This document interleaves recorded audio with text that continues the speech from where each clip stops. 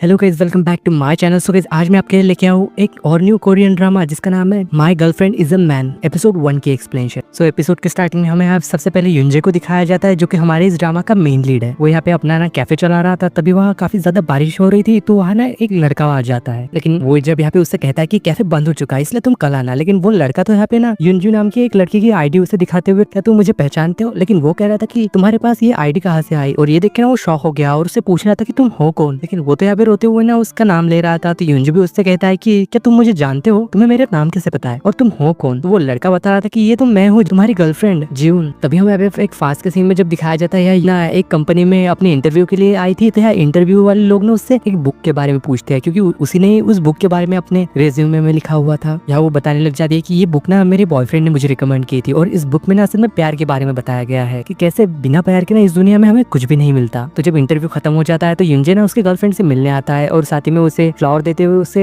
पैर को देखता है। तो उसके पैर में ना असल में हील की वजह से चोट लग गई थी और साथ ही में वो यहाँ पे उसके पैर पे बैंडेज लगाता था और साथ ही में उसे अपने बैग से निकाल के स्लीपर भी दे देता है क्योंकि उन दोनों के बीच में ना काफी ज्यादा प्यार था और ये दोनों ना एक दूसरे को काफी ज्यादा पसंद करते थे। तो जीवन ने उसे गले लगाते हुए उससे कह रहे थे कि मेरा इतना ध्यान रखने के लिए, मुझसे इतना ज्यादा प्यार करने के तुम्हारा बहुत बहुत शुक्रिया। तो वहां से ना वो फिर एक रेस्टोरेंट में खाना खाने के लिए चले जाते हैं और ये लोग ना असल में कहीं घूमने जाने वाले थे। तो यहाँ जीवन ने ना इसके लिए काफी सारी प्लानिंग भी कर रखी हुई थी कि वो कहाँ जाएंगे, कैसे जाएंगे और क्या क्या करेंगे। तो साथ ही में वो उससे पूछ रहे थे कि 9 बजे के बाद तो कोई शेड्यूल ही नहीं है, तो हम फिर क्या करेंगे। तो वो ये सुन के उससे कहने लग जाता है कि मैं तो रात में 9 बजे के बाद बस तुम्हारे साथ बैठ के तारे देखना चाहता हूँ। लेकिन यह जून तो कुछ और ही समझ लेती है, तो इसलिए वो ना उसे मारते हुए कह रहे थे कि ये तुम क्या बकवास कर रहे हो। तो वही ना फिर बाद में जब शाम को वो उसके घर छोड़ने चला गया था, लेकिन वहाँ जाने से पहले ना ये दोनों यहाँ पे किस करने लग जाते हैं और तभी यहाँ जीवन की बहन वहाँ आ जाती है। वो तो उसे देख के ना छुप के वहाँ से भागने की कोशिश कर रही थी, लेकिन फिर भी ना वो उनके करीब आ जाती और उससे कह रहे थे कि क्या तुम दोनों कोई शूटिंग कर रहे हो। ये देख के ना ये दोनों ही काफी ज्यादा डर गए थे।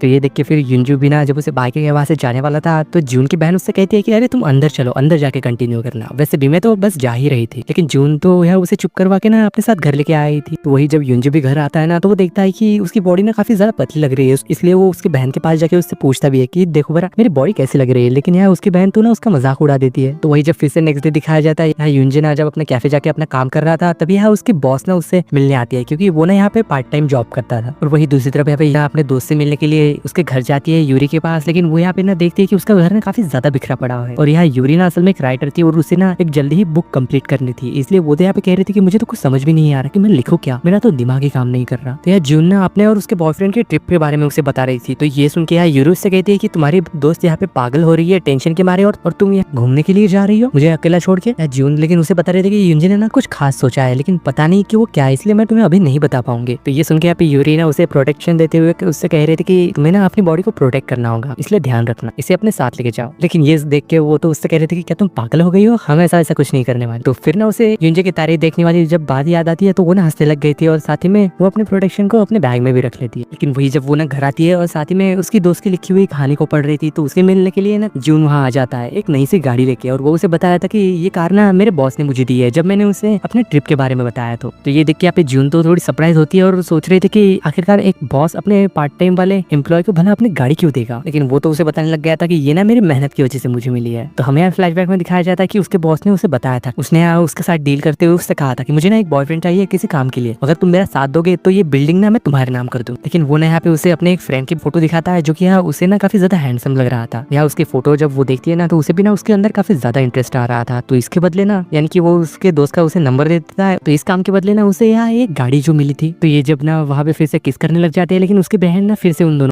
को देख लेती है और उनसे कहने लग गए थे कि अरे अंदर आके कर लो, ऐसे सड़क पे मत शुरू हो जाओ। लेकिन उसके हाथ में जैसे वो उसकी बहन सिगरेट देती है तो उसके ऊपर ना काफी ज्यादा चिल्ला रही थी और कह रही थी कि मैं ना डैड को ये बता दूं। तो वही बाद में ना जब युंजे घर आके अपनी पैकिंग कर रहा था तो साथ में वो एक नेकलेस भी पैक करता है जो कि शायद उसने ना जून के लिए बनाया था। और इधर जून ने भी ना कल के लिए तैयारी करके वो भी सो गई थी। और वही जब हमें यहाँ पे नेक्स्ट डे दिखाया जाता है, यहाँ युंजे ना जब यहाँ पे अपने फैमिली के साथ खाना खा रहा था तो उसकी बहन ने उसे काफी ज्यादा चिढ़ा रही थी और कह रहे थे कि आज तुम्हारे इस बालों को क्या हुआ, कुछ तो गड़बड़ है, तुम कहाँ जा रहे हो। तो यहाँ उसके डैड भी कह रहे थे कि हमारा बेटा उसके गर्लफ्रेंड के साथ बाहर घूमने जा रहा है, तो इसका मतलब कि हम ना घर पे आज मजे कर पाएंगे। तो ये देख के वो तो चौंक गया था कि आखिरकार इन लोगों को इस बारे में कैसे पता। या वो सबसे पूछने की कोशिश कर रहा था लेकिन कोई तो उसे इस बारे में बता ही नहीं रहा था कि उन लोगों को पता कैसे चली ये बात। या उसके डैड कह रहे थे कि यार तुम खाना खाओ, तुम्हें ताकत की जरूरत है। लेकिन ये देख के ना वो और भी ज्यादा एम्बैरेस होते हुए उसके डैड से पूछ रहा था कि भला आप मुझे खाने के लिए क्यों कह रहे हैं, मुझे वो ताकत किस बात के लिए चाहिए। तो वही जब जून को दिखाया जाता है, वो सुबह जब उठती है और अपने आप को मिरर में देखती है, लेकिन असल में यहाँ तो कोई लड़का था, यानी कि इसका मतलब जून अब एक लड़का बन चुकी है, पर ये कैसे? उसे तो यहाँ पे ये सपना एक सपना लग रहा था और वो ना जोर से चीखती है। वो यहाँ पे खुद को थप्पड़ मार के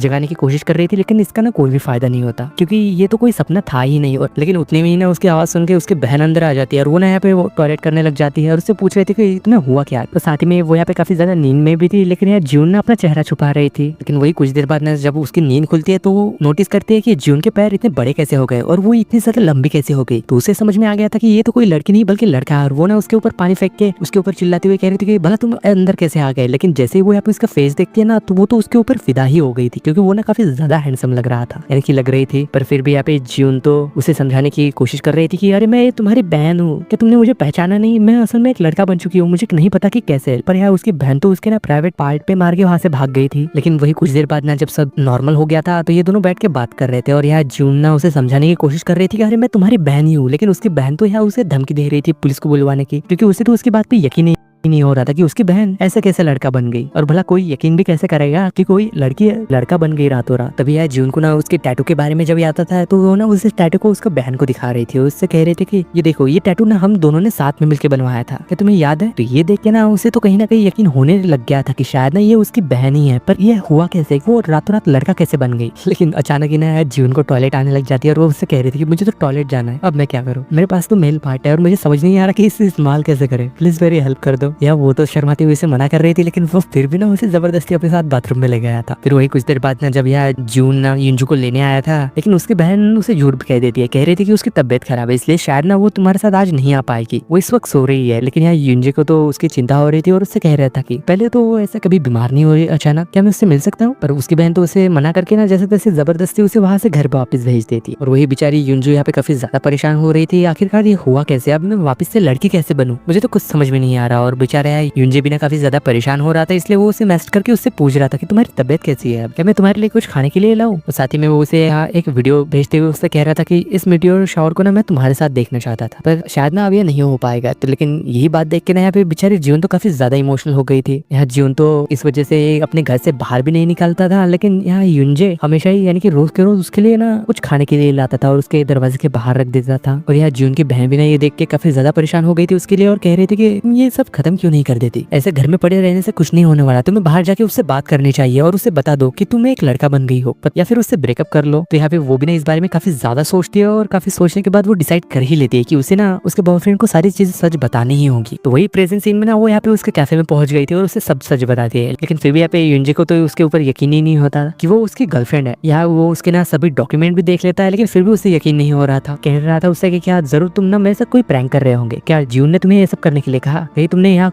कैमरा तो नहीं लगाया ना? ये सुन के जून उससे कह रहे थे कि तुम चाहे कुछ भी पूछ लो हमारे रिलेशनशिप के बारे में, मैं तुम्हें सब सच बताऊंगी। उस साथ ही में वो खुद ही से बताने लग गया था कि वो पहली बार कहाँ मिले, उसने पहला गिफ्ट क्या दिया था और उनकी लव स्टोरी स्टार्ट कैसे हुई थी। हर एक छोटी चीज वो इन दोनों के बारे में उसे बता रहा था। तो ये सुन के युंजे को तो ये लगने लग गया था कि कहीं इसने जून को किडनैप तो नहीं कर लिया। और वो ना उसे पकड़ के धमकी दे रहा था और पूछ रहा था कि जून कहाँ है, तुमने उसे कहाँ छुपा के रखा है, बताओ वरना ना मैं पुलिस को बुला लूंगा। तो जून फिर उसे उसके वापस घर लेके आता है और उसके हाथ का ऊपर का और साथ ही में उसकी बहन के हाथ के ऊपर का टैटू उसे दिखा रहा था और कह रहा था कि मैं जीवनी हूँ, तुम्हारी गर्लफ्रेंड, तुम्हें यकीन करना ही होगा, मैं लड़का बन गई हूँ, पता नहीं कैसे। और यार उसकी बहन भी बता रही थी कि उसे कि हमारी फैमिली में ना ये पहले भी हो चुका है, मेरी मॉम के साथ भी ये हुआ था, लेकिन बाद में ना वो ठीक हो गई थी, इसलिए तुम टेंशन मत लो। तो ये सुन के यहाँ पे युंजे तो काफी ज्यादा शॉक हो गया था। लेकिन वही कुछ देर बाद जब वो वहाँ से जा रहा था तो जून से वो कह के जाता है कि मुझे ना ये सब चीजें समझने के लिए और थोड़ा संभालने के लिए थोड़ा टाइम चाहिए। तो जून ना उसका हाथ पकड़ के उससे कह रहा था कि प्लीज मेरे ऊपर भरोसा करो, मैं तुम्हारी जीवनी हूँ। तो उसे भी ना शायद उसके ऊपर भरोसा हो रहा था, क्योंकि उसे भी ना उसके अंदर जून नजर आ रही थी, पर शायद वो थोड़ा कंफ्यूज था। और जब वो वहाँ से जा रहा था ना तो उसे वो पहला दिन याद आता है जब वो पहली बार मिले थे। वो दोनों ना असल में एक ब्लाइंड डेट पे आए हुए थे और यह युंजे को तो उससे ना पहली नजर में ही प्यार हो गया था जून के साथ। लेकिन अचानक ही ना वहाँ पे वो लड़की आ जाती है जिसके साथ यह युंजे की ब्लाइंड डेट थी, वो तो यहाँ गलती से जून से मिल गया था। इस वजह से यहाँ पे बेचारी जून को ना काफी ज्यादा एम्बैरेस हो गई थी, इसलिए वो ना वहाँ से जाने लगती है। लेकिन फिर भी युंजे तो उससे जाके रोकता है, उससे कह रहा था कि तुम ऐसे जा क्यों रही। और ये देख के ना ये दोनों ही हंसने लग जाते हैं, क्योंकि ये सिचुएशन ही काफी ज्यादा फनी थी। लेकिन शायद ना फिर वो बाद में दोस्त बन जाते हैं और ऐसे ही धीरे धीरे करते हुए ना वो काफी ज्यादा करीब आ गए थे और ऐसे ही उन दोनों की लव स्टोरी स्टार्ट हो गई थी। लेकिन अब यहाँ प्रेजेंट में तो उसे समझ ही नहीं आ रहा कि अचानक युंजू के साथ ये हो क्या गया। लेकिन वही जब नेक्स्ट डे दिखाया जाता है यार जून ना युंजी को कॉल करके उसे घर बुला रही थी, क्योंकि उसे ना शेव करना था। और वो कह रही थी कि तुम मुझे सिखाओ कि ये कैसे करते। पहले तो यार युंजी ना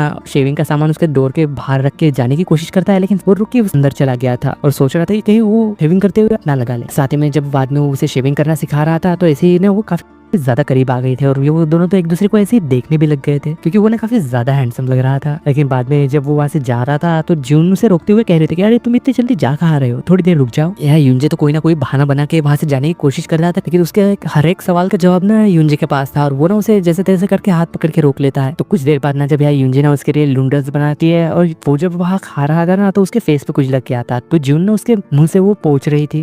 तो ये देख के युंजे तो घबरा गया था और उससे पूछा था कि अरे बाप रे ये क्या, क्योंकि अभी भी उसकी गर्लफ्रेंड है तो एक लड़का ही, फिर भी वो ना उसे देख के काफी ज्यादा फील करने लग जाता है। फिर बाद में ना जब वो वहाँ से अपने काम पे चला गया था उसके कैफे में, तो उसका जब दोस्त वहाँ आ जाता है मिनह्यूक, तो वो सारी बातें उसे बता देता है कि हुआ क्या है। अगर तुम्हारे साथ ऐसा कुछ हो जाए तो तुम क्या करोगे, अगर तुम्हारी गर्लफ्रेंड कोई लड़का बन जाए और वो तुमसे आके कहे कि वो तुम्हारी गर्लफ्रेंड है तो तुम क्या करोगे। तो वो कह रहा था कि अरे ये तो सिंपल है, मैं उससे पूछूंगा कि तुम्हारे साथ क्या हुआ और साथ ही में उसे किस करूंगा ताकि शायद ना वो वापस से लड़का बन जाए। कहानी में तो ऐसा ही होता है ना, क्या तुमने ऐसी कोई कहानी नहीं सुनी। तो फिर ना वो यहाँ पे जुंजू को कॉल करके उससे पूछ रहा था कि क्या कल कुछ अलग सा हुआ था जिस वजह से कि तुम लड़का बन गई, याद करने की कोशिश करो। तो वो उसे बता रहे थे कि कल रात तो मैंने डबल योक वाला अंडा खाया था। ये सुन के उसे तो कुछ समझ नहीं आ रहा था, लेकिन तभी उसे याद आता है कि कल रात ना उन दोनों ने किस किया था। और साथ ही में वो ये बात भी याद करता है कि जून ने उसे बताया था कि वो ना बचपन में काफी ज्यादा शाय थी, उसकी मॉम ने ना उसे एक चेरी दी थी और कहा था कि जब भी तुम नर्वस हो ना तो तुम इसे खा लेना, इससे ना तुम्हें अच्छा लगेगा। पर उसे तो इस बात से कभी भी अच्छा ही नहीं लगा था। तो ये सुन के यहाँ पे युंजे ने उससे कहा था कि अब तुम्हें ना उस चीज की जरूरत नहीं है क्योंकि अब ना मैं तुम्हारे साथ हूँ। ये याद करके ना वो सीधे ही उसके घर चला गया था क्योंकि उसे लग रहा था कि शायद ना युंजू को वापस किस करके वो फिर से लड़की बन जाएगी और सब ठीक हो जाएगा। इसलिए वो उसके पास जाके उसे एक किस करने के लिए ट्राई करने ही वाला था कि इसी सीन के साथ my girlfriend is a man episode 1 की एंडिंग होती है।